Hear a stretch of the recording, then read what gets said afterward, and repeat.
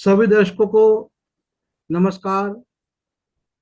इंकलाब, जय भीम, जय भारत, जय हिंद, नमो बुद्धाय। आज 23 मार्च है, जिसे हम शहीदी दिवस के रूप में मनाते हैं। अब बात यह है, मुझे तो ये समझ नहीं आ रहा कि हम इसे एक सेलिब्रेशन के रूप में, एक उत्सव के रूप में देखें या शोक दिवस के रूप में। क्योंकि आज ही के दिन भगत सिंह जी, सुखदेव जी और राजगुरु जी को मौत की सजा दी गई, या कहें कि तीन भारत के सपूतों को, भारत के तीन क्रांतिकारियों को भरी जवानी में कत्ल कर दिया गया। और कसूर क्या था? अपने देश की आजादी। एक बहुत बड़ा वर्ग प्रभुत्व संपन्न होते हुए भी उनकी फांसी नहीं रोक पाया। हालांकि हमें पता है कि इसी देश में बहुत सारे लोगों को ब्रिटिश सरकार से बहुत फायदे भी हुए, बड़े रजवाड़ों को, और आज जो लोग राजनीति में बैठे उनको भी। तो मेरे साथ इस बात के ऊपर विचार विमर्श करने के लिए मौजूद हैं प्रोफेसर अमृतलाल रावल जी। सर, आपका बहुत बहुत स्वागत है हमारे इस कार्यक्रम में। धन्यवाद। आपका बहुत बहुत धन्यवाद कि आपने समय दिया मेरे फोन करते ही। और मैं दर्शकों को बताना चाहूंगा कि माननीय श्री रावल जी एक ऐसे व्यक्ति हैं जो न केवल हमेशा तैयार रहते हैं लोगों के बीच अपने विचारों को ले जाने के लिए, बल्कि खुद भी तत्पर रहते हैं कि मैं लोगों को, देश के लोगों को सही राय दूं। कुछ बातें हो सकता है कुछ लोगों को, कुछ वर्गों को उनकी लगे ऐसी कि वो शायद एक तरफ बात कर रहे हो, लेकिन वो एक तरफ बात नहीं करते। कई बार कड़वी बातें होती है, लेकिन उनमें सच होता है।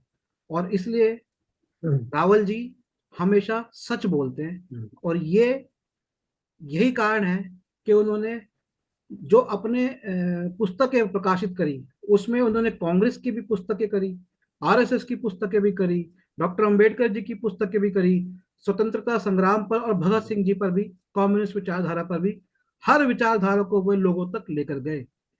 तो सर, सबसे पहले मैं आपसे सबसे बड़ा सवाल जो पूछना चाहता हूँ, वह उस पुस्तक के बारे में पूछना चाहता हूँ जो आपने प्रकाशित करी भगत सिंह जी के ऊपर।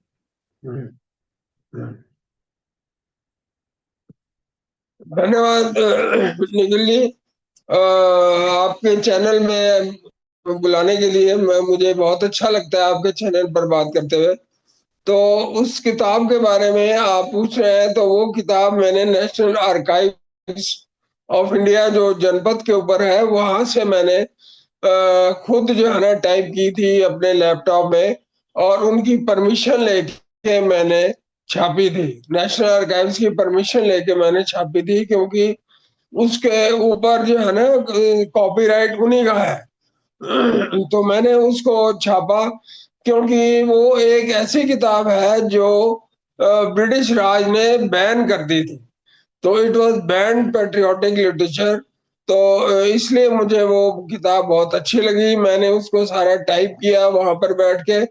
और क्योंकि वो जो है वो किताब देते नहीं थे, मतलब ले जाने के लिए नहीं देते थे, तो मैंने वहां बैठ के उसको टाइप किया, फिर उसकी टाइप सेटिंग करवाई बाहर जाके, और इस तरह से मैंने उसको छापा। बहुत ही मुझे आनंद आया, बहुत। मैं बिल्कुल किताबों में, उस किताब में मैं डूब गया था।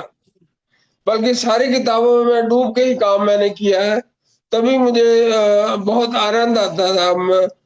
लोग तो जो है ना मरने के बाद उनकी आत्मा को शांति मिलती होगी, लेकिन मेरी तो आत्मा को जीते जी शांति मिल गई। क्योंकि जिस तरह का साहित्य मैंने छापा है, मुझे मुझे मतलब मेरी आत्मा को बहुत सुकून मिलता था कि मैं बहुत अच्छा काम कर रहा हूँ। हालांकि मेरे मतलब कुलीग जो थे वो बड़े मुझे क्रिटिसाइज भी करते थे, उल्टा सीधा बोलते थे, मजाक उड़ाते थे, लेकिन मैं हमेशा अपने काम में मस्त रहता था और मैं काम वही करता रहा और अभी करना चाहता हूँ। वो जो किताब है सरदार भगत सिंह के ऊपर, वो जे सान्याल की लिखी हुई एक उनकी बायोग्राफी है और उसके ऊपर अंग्रेजी सरकार ने, ब्रिटिश राज ने बैन लगा दिया था। तो वो उनकी जीवनी है। तो इसलिए एक ऐसा भी टाइम था जब सरदार भगत सिंह की फोटो तक नहीं मिलती थी बाजार में, 90 के दशक में। तो मैं कई जगह गया फोटो लेने के लिए, लेकिन मुझे फोटो मिली नहीं। तो आखिरकार एक कैलेंडर आया नेशनल बुक ट्रस्ट का, और उसमें जो है वो एक फोटो छपी हुई थी जो मैंने आपको पहले भी दिखाई थी। तो उस फोटो का जो पेज था मैंने कैलेंडर में से निकाल लिया और उसको फ्रेम करवा लिया। तो इस तरह से मेरी इच्छा थी कि सरदार भगत सिंह की एक फोटो, ओरिजिनल फोटो हो, तो इसलिए मैं वो अपने पास रखता हूँ। सरदार भगत सिंह ने जो है अपनी जान की कुर्बानी देने से पहले अपने एक बड़ी कुर्बानी और दी थी, जो कि उनके केश थे, क्योंकि एक सिख के लिए अपने केश कुर्बान करना जो है ना बहुत बड़ी बात होती है। तो वो उनके जान से भी प्यारे होते हैं उनके केश। तो ये जो केश उन्होंने कुर्बान किए थे, वो इसलिए किए थे क्योंकि वो कलकत्ता जाना चाहते थे लाहौर से। उन्होंने एक अंग्रेज अफसर को गोली मार दी थी, तो उनको लग रहा था कि वो जो है ना लाहौर में सेफ नहीं होंगे, तो उन्होंने कलकत्ता जाने का निर्णय किया। और उनके साथ जो है दुर्गा भाभी गई थी। दुर्गा भाभी जो थी वो एक क्रांतिकारी महिला थी, और दिल्ली यूनिवर्सिटी के हिस्ट्री डिपार्टमेंट में एक सेमिनार हुआ था जो revolutionary women in the company of Sardar Bhagat Singh and others. तो उन महिला के बारे में ये कहा गया था कि यो उनकी नाच गर्ल्स हैं, कि नाचने वाली हैं उनकी, मतलब इतना अपमान किया गया। और सेमिनार में ऐसा भी कहा गया कि ये बात महात्मा गांधी ने कही थी। मुझे बड़ा धक्का लगा है सुन के कि महात्मा गांधी ने ऐसी घटिया बात कैसे कह दी उस महिला के बारे में, जो अपने परिवार को छोड़ के बच्चे को साथ लेके गई उस समय। और आज भी महिलाएं जो है, भारतीय महिलाएं मतलब एक पराये मर्द के साथ जाती नहीं है, लेकिन वो गई। वो कितनी बड़ी महान महिला थी, देश के लिए उन्होंने ये भी कुर्बानी की, लेकिन उनका कोई सम्मान नहीं, बल्कि उल्टी सीधी बातें की जाती हैं उनके बारे में। ये बहुत ही गलत बात है। और भगत सिंह की माता जी जो है उनका भी सम्मान नहीं किया पंजाब सरकार ने, ना ही भारत की सरकार ने, जब तक कि वो बहुत वृद्ध नहीं हो गई, 80 81 साल की उम्र में जाके उनको पंजाब की माता का दर्जा दिया गया। तो मतलब जो लोग कुर्बानी करते हैं वो भुला दिए जाते हैं, ये सबसे बड़ी दुख की बात है। मैं कई बार सरदार भगत सिंह की फोटो के आगे खड़ा हो गए, उनसे मैं पूछता हूँ कि आपने जो कुर्बानी दी अपनी बड़ी जवानी में और दूसरों ने भी दी, तो इसका कोई फायदा तो हमें आपके असूलों में तो कोई चल नहीं रहा। तो फायदा तो उन चोरों चक्कों को ही हुआ है जो सत्ता में आ जाते हैं और फिर मलाई चाटते हैं और दूसरों को तंग करते हैं, चाहे वो किसी भी पार्टी के हो। जी सर, हमारे हाँ जी। साथ माननीय रमेश बंगी जी, रमेश गहलोत जी भी आ गए हैं। और आपका मैं परिचय थोड़ा सा संक्षिप्त नमस्कार। कर देता हूँ। रमेश जी हमारे साथ ए एल रावल जी है, अमृतलाल रावल जी, जो कि दिल्ली जी के अंदर जी सबसे प्रमुख सबसे प्रथम दलित नमस्कार। प्रकाशकों में से एक है। और जी स्वपन कुमार बिस्वास जी की किताबें, नमस्कार। डीसी अहीर जी की किताबें, और बाबा साहेब जी की किताबें, कई किताबें इन्होंने 80 के दशक में, 84 में प्रकाशित करनी शुरू करी। प्रोफेसर रिटायर्ड हुए हैं, और एक खुद लेखक भी हैं और रिसर्चर भी हैं। और रमेश सर भी रिटायर्ड है गवर्नमेंट ऑफ इंडिया से। रमेश सर का भी एक अपना संघर्ष रहा है। और पहले डीटीसी में ड्राइवर, और उसके बाद ट्रांसलेटर बने होम मिनिस्ट्री में, conductor conductor, sorry, conductor conductor conductor. से वहां तक हाँ जी। ट्रांसलेटर बन के वहां तक का सफर। और एक सामाजिक चिंतक है, लेखक है। इनकी एक कविताओं का संग्रह आ रहा है, या शायद आ चुका है, आपने मुझे बताया था। नहीं, अभी नहीं। जी। तो आज इस विषय पर रावल जी ने हमें बहुत अच्छी बातें बताई। अ, तो आज शहीद दिवस है, तो मैं आपसे, जी रमेश जी से आपसे एक प्रश्न करना चाहूंगा कि क्या जी। जो हमारा सपना था भगत सिंह जी का और सुखदेव जी का और राजगुरु जी का, आपको लगता है कि हमने अपना वो सपना किसी तरह से, जो उनका सपना था, भारत की जो सरकारें आई, मतलब हर जगह आपको पोस्टर पे मिलते हैं। मुझे याद है कि जब अन्ना आंदोलन हुआ तो उसमें भगत सिंह जी प्रमुख हैं, हमें देखते हैं। अब बीजेपी भी भगत सिंह जी को आगे करती है। कांग्रेस का मेरे को नहीं पता, क्योंकि मैं उस उम्र में नहीं देखा मैंने इतना उतना कांग्रेस को। आपने देखा है, उस पर भी आप बता सकते हैं। तो क्या कांग्रेस ने भी भगत सिंह जी को प्रमोट किया, और क्या सिर्फ प्रमोट करते हैं, या उनके पद चिन्हों पर चल रहे हैं?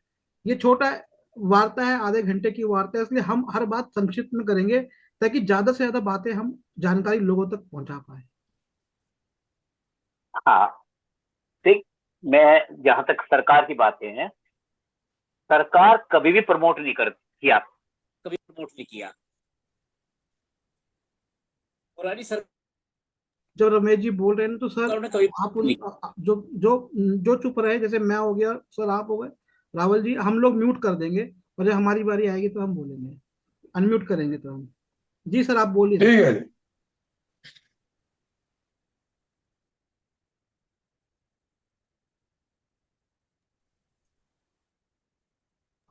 हाँ, आप, आवाज आ गई। हाँ जी, आप बोलिए। हाँ जी, तो एक हमने पांचवी छठी, बहुत 70s की बात बता रहा हूं मैं, 70s की बात बता रहा हूं। एक हमारे को एक किताब पढ़ाई जाती थी कि भारत के आतंकवादियों के नाम बताइए, कांग्रेस के जमाने की बात है। तो उसमें मेरे पास सबूत के तौर पर मैंने वो किताब रखी थी संभाल के। अब वो मुझे नहीं मिल रही, हो सकता है कहीं पड़ी हो। तो उसमें तीनों के नाम थे, राजगुरु, सुखदेव और भगत सिंह के। अब वो मेरे पास नहीं है, लेकिन मैंने पढ़ा है। मैं दावे के साथ कह सकता हूं कि ये हमने पढ़ा था, हमें पढ़ाया गया था ये 70 में, शायद छठी, सातवीं, आठवीं, इन तीन क्लास में वो चैप्टर था। तो ये तो मेरी बात ही है कि सरकारों के प्रति, सरकारों ने सिर्फ फोटो का यूज किया है, कभी भगत सिंह का कोई उनके सपना वो जो का त्यों रह गया है। अभी देखिए मेरे पास एक ये 2010 का एक न्यूज़पेपर है। आप इसमें मेरे ख्याल, मुझे लग रहा है कि उल्टा दिख रहा होगा, वॉशिंग इंडिया सीन। ये भगत सिंह, मतलब भगत सिंह का सपना सपना ही रह गया। मार्च 22 2000 का है ये। तो ये भगत सिंह को सिर्फ फोटो को यूज किया जाता है, भगत सिंह के सपने को कोई नहीं करना चाहता। आज मैं अगर चाहूं भगत सिंह की तरह करना कुछ, असेंबली में कोई कागज फेंकना चाहूं, तो भगत सिंह की तरह का ही स्टर्न एक्शन मेरे खिलाफ हो सकता है। भगत सिंह को हम हवाई आदर्श मानते हैं, सिर्फ कहते हैं कि भगत सिंह बनना चाहिए। कौन बनना चाहेगा आज के टाइम पे? कैसे बनने बनने की गुंजाइश ही नहीं है भाई। भगत सिंह मेरे आदर्श हैं। ये देखिए सारी किताबें भगत सिंह की वाली है मेरे पास, देखिए सारी किताबें भगत सिंह के हैं। और भगत सिंह के ऊपर ये किताब है चमनलाल, प्रोफेसर चमनलाल की किताब जो है, ये सबसे ऑथेंटिक बुक है। इसमें हर चीज भगत सिंह के बारे में दी हुई है। तो ये है कि कहने का मतलब ये है कि भगत सिंह के बारे में किसी भी सरकार ने कभी प्रोत्साहन नहीं दिया, कभी उसको प्रमोट नहीं किया, और कभी वो चाहते भी नहीं है।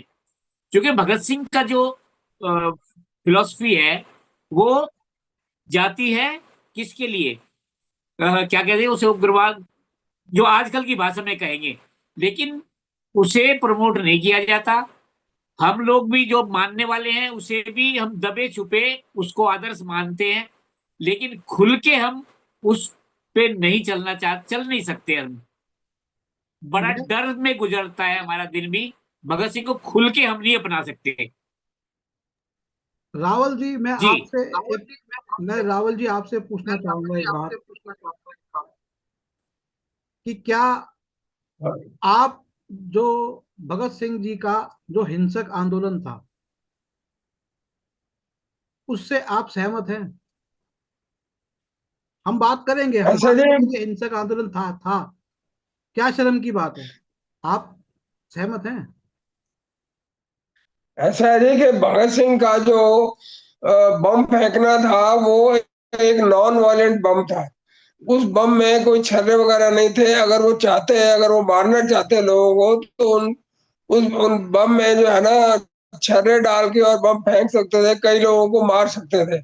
लेकिन उनका जो लक्ष्य था केवल कान खोलना था, लोगों के धमाका करके कान खोलना था। इसलिए उन्होंने मतलब छर्रे नहीं डाले।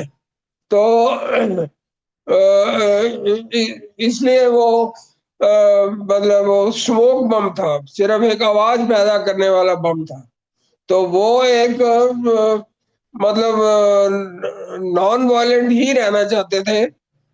उन्होंने साइमन कमीशन के खिलाफ एक प्रदर्शन में भाग लिया था लाला लाजपत राय के साथ, जिसमें लाला लाजपत राय को लाठी लगी थी। इसलिए उन्होंने एज ए रिएक्शन जो है ना उसको मारने की कोशिश की थी, सॉन्डर्स को। लेकिन वो एक मतलब, लेकिन उनको मतलब हम वायलेंट नहीं कह सकते। अगर वो चाहते हैं कि वायलेंट मैंने कुछ काम करना है, जैसे कि आजकल लोग करते हैं, तो वो उन दो बमों में छर्रे भी डाल सकते हैं, लेकिन नहीं डाले। तो मैंने एक जगह कहा था, इंडिया इंटरनेशनल सेंटर में एक सेमिनार हुआ था, वहां मैंने कहा था कि he was a non violent fighter. मैं रमेश सर, मैं आपसे पूछना चाहूंगा कि मैं नजर आ रहा हूँ आप लोगों को? मैं आपसे पूछना चाहूंगा कि भगत सिंह जी के धार्मिक विचारों के बारे में आप कुछ बता सकते हैं? आपको आवाज आ रही है मेरी? आपको आवाज आ रही है? कुछ शायद नेटवर्क की प्रॉब्लम है। सर, भगत सिंह जी के धार्मिक विचारों के बारे में कुछ बता सकते हैं?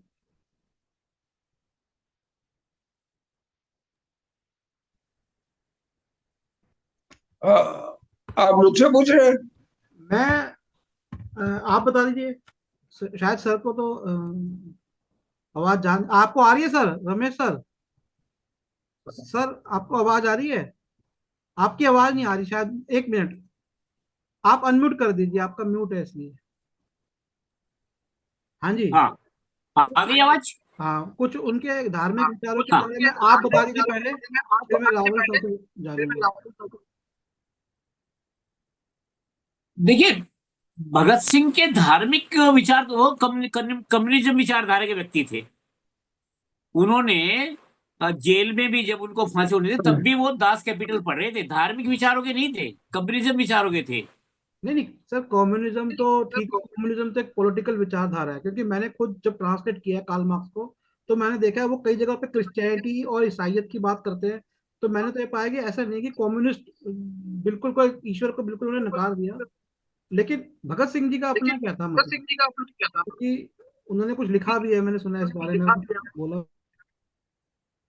हम्म, देखिए, धार्मिक विचारों के बारे में तो भाई मैं देखो अनजान हूँ पूरी तरह से। देखिए, इस बारे में तो रावल सर, आप कुछ मुझे नहीं बता लगता सकते कि हैं? उनके विचार धार्मिक विचार रहे हों कभी।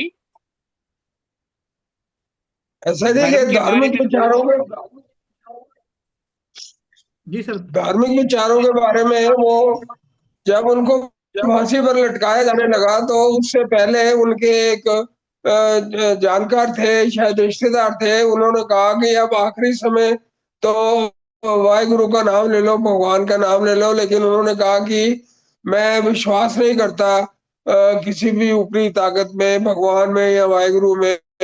तो इसलिए मैं नहीं मतलब प्रार्थना करूंगा। तो ये उनका आखिरी मतलब आखिरी शब्द थे धर्म के ऊपर, या जो भी आप कह लें, उनके स्पिरिचुअल जो उनके विचार थे। मैंने भी कुछ ऐसा ही पढ़ा था कि उनके मित्रों ने भी हाँ उनको कहा था, राजगुरु और जो सुखदेव थे उन्होंने भी कहा था ये तो अंतिम समय है। उन्होंने अपनी पूजा पाठ या जो भी सेरेमनीज होती है वो करवाई थी, लेकिन भगत सिंह जी ने मना कर दिया था। मैं एक बड़ा ही सर आपका म्यूट हो गया रमेश सर, आपको मैंने म्यूट कर दिया था। तो मैं हाँ, सर आपसे एक सर बात आपसे पूछना चाहता हूँ एक बात पूछना चाहता हूँ जी,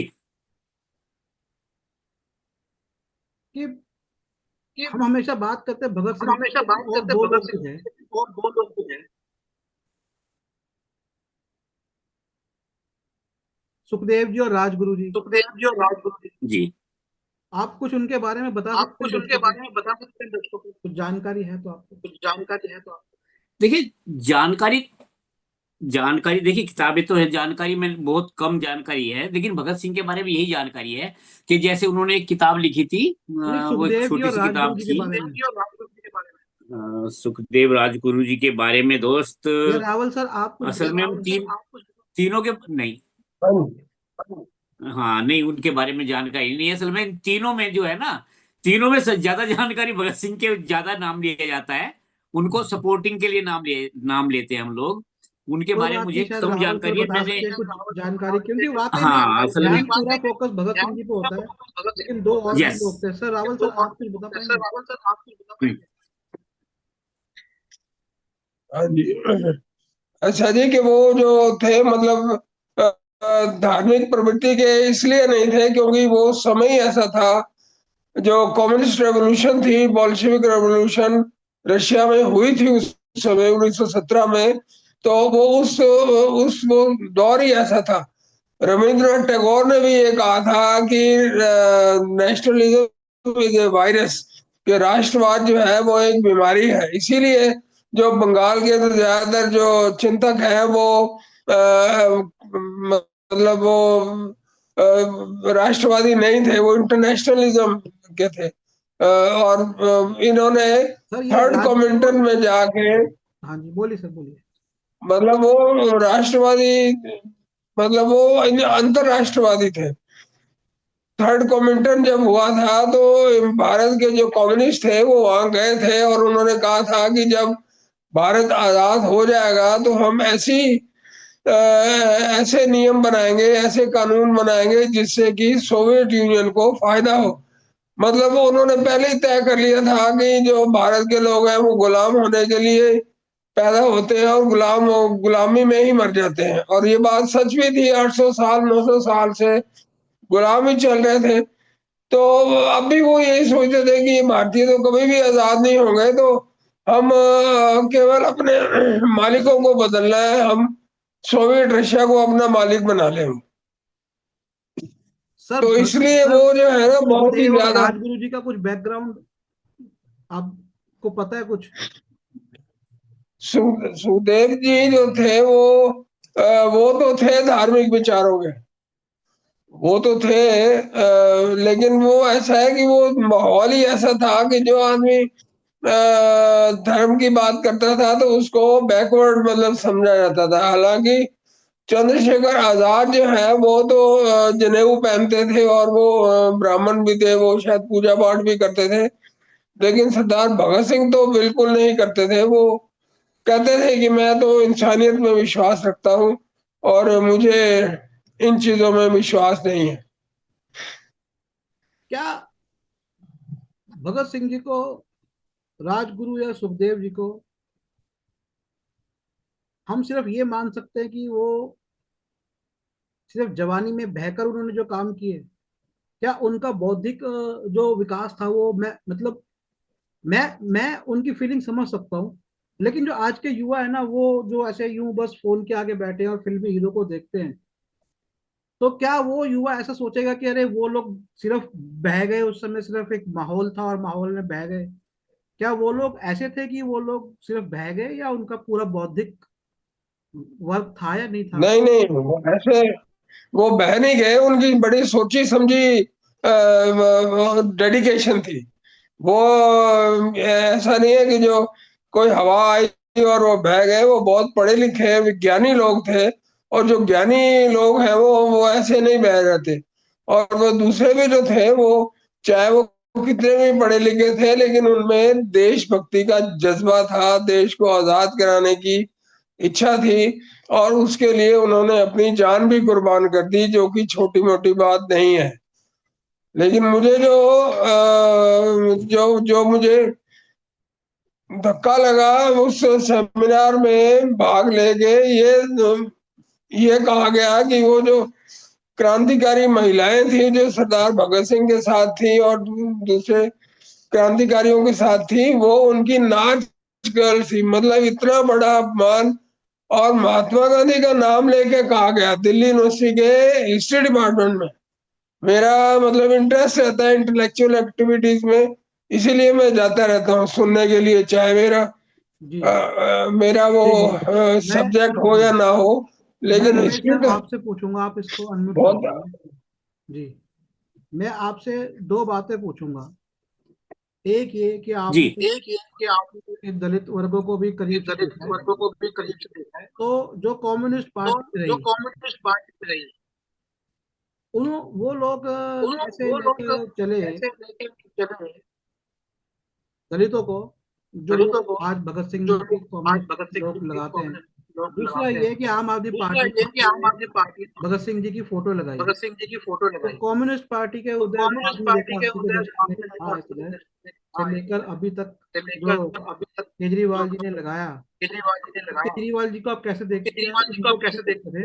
मैं एक अभय दुबे जी का एक इंटरव्यू, मैं उसमें एक बताता हूँ कि जब अभय दुबे जी यहाँ पर काम कर रहे थे दिल्ली में, उन्होंने बताया, जो पत्रकार है, प्रोफेसर भी है, तो उन्होंने बताया कि दिल्ली में जो कम्युनिस्ट पार्टी थी उसको एक नाम दे दिया था। वो बिहार से क्योंकि सक्रिय थी और बिहार में ज्यादातर उसके सदस्य चमार पार्टी से चमार जाति से आते थे, तो उसका नाम चमार पार्टी दे दिया। अच्छा, मेरा एक अपना भी अनुभव रहा है कि यहाँ पर एक कम्युनिस्ट पार्टी थी। मैं मादीपुर की बात बताता हूँ, तो वहां पर एक महिला थी। तो मैंने देखा कि मुझे भी ऐसे कानों में बचपन में पड़ी थी, क्योंकि कम्युनिस्ट पार्टी थी, कि ये पार्टी, ये तो इनकी पार्टी है, ऐसे करके। तो ये दो बातें आप बताइए कृपया करके।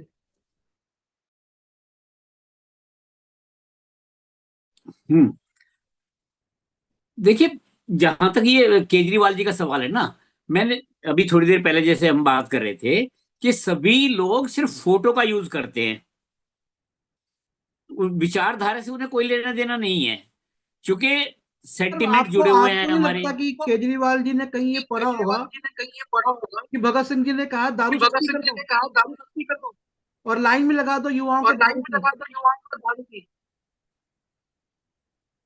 भाई या बीजेपी जो देखिए वो गाती है भगत सिंह जी को, तो भगत सिंह जी ने कहा जाओ मेले लगाओ, धर्म के नाम पे जाओ और मस्जिद जाके खोदो। तो ये मेरे ख्याल से लिखा होगा कहीं पे भगत सिंह जी ने, तभी बीजेपी चलती है इस राह पर। गलत ऐस देखिए, भगत सिंह से ऐसी उम्मीद ही नहीं की जा सकती, उन्होंने कहीं पता नहीं, ऐसे तो कल्पना भी नहीं की जा सकती उन्होंने लिखा हो। अगर किसी के मन में ऐसा विचार ये आया है तो भाई बिल्कुल ही एकदम ये तो एकदम मतलब आसमान को धरती धरती उलटने तो वाली ये बात लोग है। क्या है, ऐसा आपको क्या लगता कदापि है, नहीं ये हो सकता है। केजरीवाल जी क्या मतलब क्या लगाते हैं भगत सिंह जी को फोटो? नहीं, कि मैं बता बाबा तो रहा साहेब हूँ जी ने कि आज तक देखिए, कभी दारू की, शराब नहीं पी। ही कॉल हिमसेल्फ टी टोटलिटेरियन, कि जो कभी भी शराब नहीं पीता। तो शायद बाबा साहेब जी ने भी लिखा होगा ना कि जाओ लाइन लगाओ। तो ये लोग क्या करते हैं आजकल? देखिए शराब का तो मामला जो है ना वो बिजनेस से जुड़ा हुआ है ना, वो तो रेवेन्यू जनरेशन का मामला है। उसका भगत सिंह से नहीं तो और भगत सिंह जी ने अम्बेडकर कुछ से ऐसा कोई कहा, लेना ये देना लोग नहीं है। लगाते हैं फोटो, तो उन्होंने कहा कुछ ऐसा? नहीं, फोटो लगाना अलग बात है। फोटो तो सिर्फ सेंट देखिए, युवाओं के आदर्श जो है भगत सिंह है, चे गुवेरा है। चे गुवेरा की जो शर्ट जो है जितने युवा पहनते हैं, चे गुवेरा भी है आदर्श, भगत सिंह आदर्श है युवाओं के। तो वो इसलिए उसको यूज करते हैं, सिर्फ एक फोटो को यूज करते हैं। उन्हें युवाओं से कोई लेना देना नहीं है, उनकी सोच से कोई लेना देना नहीं है। भगत सिंह की सिर्फ फोटो का यूज करना है। और ये 80 के दशक अब में जो क्या कर सकते पार्टी हैं, कोई यूज करता है तो हम क्या कह सकते हैं उन्हें। 80 के दशक में जो कम्युनिस्ट पार्टी थी, जो आपने देखा हो, तो आपने क्या देखा उनके अंदर? जी, क्या उन्होंने कभी दलितों के बीच में उनके काम किया था? देखिए जहां तक मुझे याद है तो ये असल में ऐसा लगता है कि ये ना कम्युनिज्म भी जो है ना वो एलीट क्लास में ही घूमता हुआ रह गया। यूनियन यूनियन तो बनी, सीपीआई है, सीपीआई एमएल है, ये यूनियनें बनती थी, मजदूर यूनियनें तो बनी है 80 के दशक में।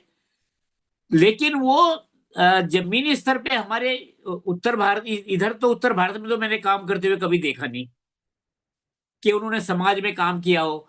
सिर्फ यूनियनें बनती थी। वो यूनियन हमारे, मैं जैसे डीटीसी में बस कंडक्टर था तो वहां भी हमारे एक यूनियन थी कम्युनिस्ट पार्टी वाली। तो यूनियनों तो थी, यूनियनों का श्रेय तो कम्युनिज्म को ही जाता है। यूनियन का जो यूनियन बनी है, जहां जहां भी यूनियन बनी है, उसका सारा श्रेय तो कम्युनिज्म को ही जाता है। लेकिन उन्होंने इस तरह का, जैसे हम लोग ये आजकल हम सामाजिक क्षेत्र में कभी आगे समाज में उतर के कभी काम किया हो इस तरह का तो मेरे देखने में कभी आया नहीं, क्योंकि हम लोग तो उसी जमाने में पले, उसी जमाने की पैदाइश है। मैं रावल सर से एक आखिरी सवाल पूछना चाहता हूँ, समय कम हो रहा है। हाँ, हाँ जी, हाँ जी, हाँ जी, हाँ जी। सर आपने तो जो त्रासदी देखी, मतलब आपके परिवार में त्रासदी देखी, तो आपने देखा है यहाँ पर दिल्ली में स्ट्रगल आपका भी रहा है। जब पार्टीशन के समय आपके पिताजी आए हुए, आप पले दलित मोहल्ले के अंदर, जहाँ पर मेजोरिटी ऑफ द पीपल दलित थी, करोल बाग रैदापुरा में आप पले बचपन में आपके मित्र रहे, और आप खुद so called upper caste Hindu class से आते हैं, एक प्रोफेसर रहे। आपने मुझे अपना अनुभव बताया कि कैसे आप तो बाकी लोगों ने जब कास्ट की बात करी, आप चिढ़ गए कि भाई मैं तो कास्ट नहीं मानता हूँ। लेकिन आपको यहाँ पे मेरे हाँ, को हाँ, पहले बताया कि आप एक लिटरेचर के साथ जुड़े रहे, संस्थाओं के साथ, तो क्या दिक्कत रही भगत सिंह जी को अपनाने में? क्या दलित आपको लगता है उनको अपना पाते, या सो कॉल्ड अपर कास्ट उनको अपना पाता? मतलब हिंदू और मुस्लिम्स, मैं देखता हूँ बहुत सारे मुस्लिम बहुत सफी रहते हैं। मैं बताता हूँ कि ये बहुत लोगों को नहीं पता होगा, जब मैं नया नया फेसबुक पर आया तो बहुत सारे सेक्युलर ग्रुप्स थे। तो मैं जब उन सेक्युलर ग्रुप्स के अंदर कुछ पोस्ट करता था तो बाबा साहेब जी का या कुछ, तो कोई रिएक्ट ही नहीं होता था। और वो जो सेक्युलर ग्रुप्स थे बहुत सारे, उनके ज्यादातर एडमिन मुस्लिम होते थे। अच्छा, और वो कभी मैंने उसमें कोई, वैसे बाबा साहेब जी की वो किताब का कुछ, पाकिस्तान वाली जो किताब है उस पर लिख दिया, या कभी ये क्वेश्चन कर दिया कि भाई ये पार्टीशन हुआ तो पॉपुलेशन का क्या हुआ, तो वे बहुत चिढ़ते थे। बहुत से मुस्लिम जो हैं वो सेक्युलर कहते हैं, और वो कम्युनिज्म से जुड़े हुए हैं। तो मैं इसलिए मुस्लिम्स की बात कर रहा हूँ, मेरे को कुछ समस्या है आपकी बात जैसे बिल्कुल रहना ठीक है। कि मैं सिर्फ उनकी बात, आपकी जैसे बात जैसे हमने बिल्कुल हिंदुओं ठीक की बात करी, है जो क्योंकि और हिंदू है तो हमने हिंदुओं की बात भी करी और उनकी बात भी करी, मुस्लिम्स की बात भी करी। तो आप बताइए कि ये जो तीनों मेन मेन मेजर वर्ग अगर हम कह लें कि SC ST OBC का हो, या अपर कास्ट हिंदू या मुस्लिम हो, ये लोग क्यों नहीं अपना पाए?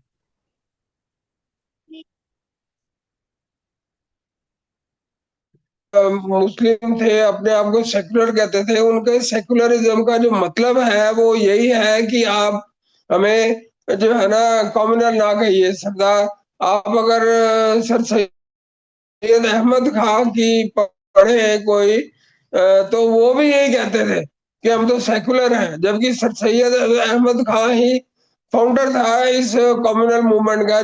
जिन्ना अपने अपने गुरु जो है ना उन सर सैयद अहमद खां को मानते थे। तो ये हमेशा सेकुलर का नाम लेते हैं लेकिन होते अंदर से कम्युनल है। और जो आपने मिस्टर अभय दुबे की बात की, तो वो मैं उनको 40 साल से जानता हूँ। वो मेरे घर भी कई बार आते थे और मेरे कॉलेज के वो चेयरमैन भी रहे हैं। वो एक पत्रिका थी मायापुरी, उसके एडिटर थे, फिर जनसत्ता में भी रहे वो।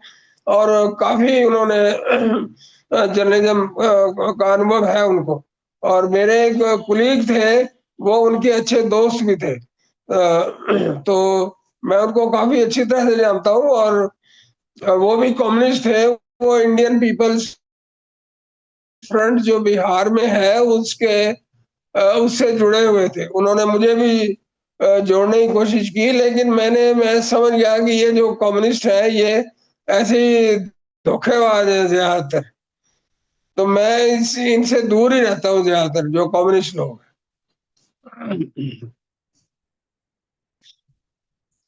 हाँ जी, हाँ।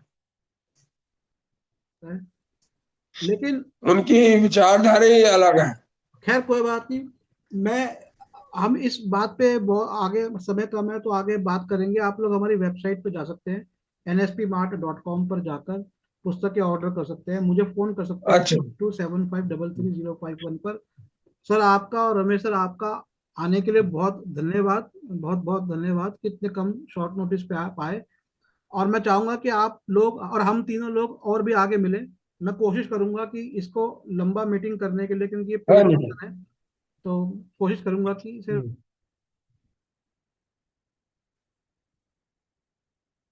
लंबा। हाँ जी, धन्यवाद जी। जी सर।